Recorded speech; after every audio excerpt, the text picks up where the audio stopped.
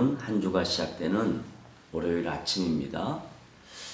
이제는 완연한 봄인 것 같습니다. 오늘 우리에게 주시는 하나님의 말씀은 신명기 9장 25절로부터 29절까지입니다. 그때 여호와께서 너희를 멸하겠다 하셨으므로 내가 여전히 40주 40야를 여호와 앞에 엎드리고 여호와께 간구하여 이르되 주 여호와여, 주께서 큰 위엄으로 성량하시고 강한 손으로 애굽에서 인도하여 내신 주의 백성 곧 주의 기업을 멸하지 마옵소서. 주의 종 아브라함과 이삭과 야곱을 생각하사 이 백성의 완악함과 악과 죄를 보지 마옵소서. 주께서 우리를 인도하여 내신 그 땅 백성이 말하기를 여호와께서 그들에게 허락하신 땅으로 그들을 인도하여 드릴 만한 능력도 없고 그들을 미워하기도 하사 광야에서 죽이려고 인도하여 내셨다 할까 두려워하나이다. 그들은 주의 큰 능력과 표심팔로 인도하여 내신 주의 백성 곧 주의 기업이로소이다 하였노라. 아멘.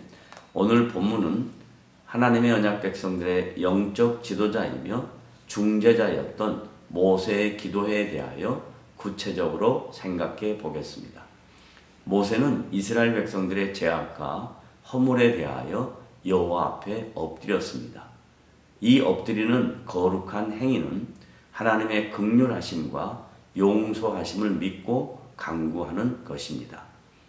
모든 것을 다 내려놓고 그분 앞에 엎드렸다는 것은 자신이 아무것도 할 수 없는 연약한 존재라는 것을 인정하는 신앙의 행동 양식이었습니다. 이제 모세의 중보 기도 내용을 몇 가지로 나누어 살펴보겠습니다. 첫째, 모세는 여호와의 권능과 위엄을 전제로 간구합니다. 여호와께서 당신의 백성들을 그 당시 세상의 최대 강국인 애굽의 압제로부터 구원하실 때 큰 권능과 위엄으로 일하셨다는 것을 강조합니다. 애굽의 바로 앞에서 10가지 재앙과 출애굽 후 광야 생활할 때 이르기까지 초자연적 역사와 초월적인 사건들은 창조주이시며 온 우주 만물을 통치하시는 살아계신 하나님만이 하실 수 있는 일이었다는 것을 믿음으로 고백하며 기도했던 것입니다. 둘째, 하나님 언약 백성들에게 기업으로 주시겠다는 하나님의 신실하신 언약을 믿고 간구했습니다. 믿음의 조상들인 아브라함과 이삭과 야곱에게 연약함과 허물이 있었음에도 불구하고 하나님께서 친히 약속하신 언약의 신실하심을 근거로 기도합니다. 야고보서 5장 15절로부터 16절을 보면 믿음의 기도는 병든 자를 구원하리니 주께서 그를 일으키시리라. 혹시 죄를 범하였을지라도 사하심을 받으리라. 그러므로 너희 죄를 서로 고백하며 병이 낫기를 위하여 서로 기도하라. 의인의 간구는 역사하는 힘이 큼이라고 권면합니다. 이 권면은 구약의 언약을 바탕으로 하나님의 백성들이 하나님의 은혜를 간구하고 기도하면 주께서 그 기도를 들으신다는 약속의 말씀이기도 합니다. 셋째, 모세는 과장된 내용을 통해서 하나님께 간구합니다. 만약 여호와께서 이스라엘을 멸하시면 애굽으로부터 인도하여 내신 하나님의 구원 역사를 애굽 백성들이나 다른 가나안 7 족속들이 하나님의 권능과 위엄을 무시하거나 조롱할 수 있다고 간구합니다.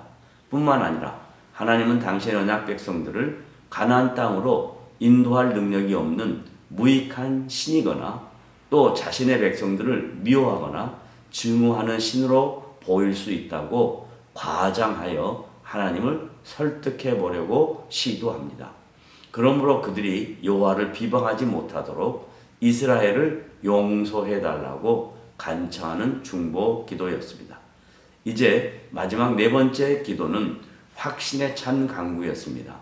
하나님의 언약 백성들을 강조하기 위하여 주의 크신 큰 능력과 표심팔로 인도하여 내신 주의 백성, 곧 주의 기업이로소이다 라고 확신하는 것입니다. 이 기도는 살아계신 하나님과 그의 자녀 사이에 인격적인 확고한 관계에 근거하여 고백하는 믿음의 강구였던 것입니다.